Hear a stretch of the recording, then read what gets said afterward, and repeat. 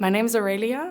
I'm originally from Germany. I chose to study Cleantech Innovation because I wanted to deepen my technical understanding, to really position myself at that nexus of applying science, technology, and business to solving the problems that my generation is facing. I'm Sandra, and I grew up in Singapore, a forward-thinking island nation where I learned early on the importance of climate adaptation. My time at Imperial has been nothing short of transformational. In just the last few months, I've gone from studying nanotechnology concepts to actually developing my own solution.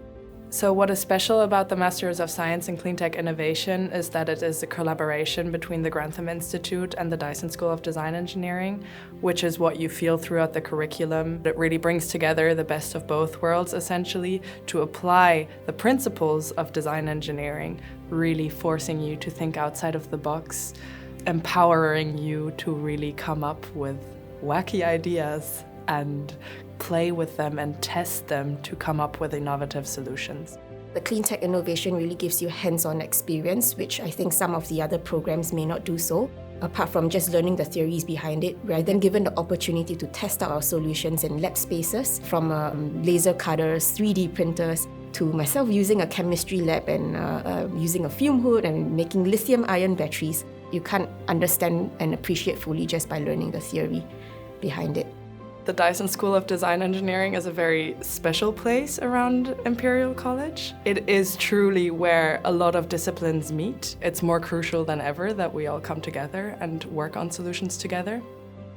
What sets the Grantham Institute apart is that instead of becoming like their own little green silo, they are actually collaborating across all of the colleges to focus on sustainable solutions across all different industries. Our startup is actually pioneering transparent radiative cooling coatings with the potential to reduce energy use by 20% and save over 200 megatons of CO2 emissions annually. I actually met my co-founder at a university hackathon. We then managed to secure the backing of Imperial Solar Coatings Group to use their lab space at White City. They're actually guiding our prototyping as we participate in pitch competitions.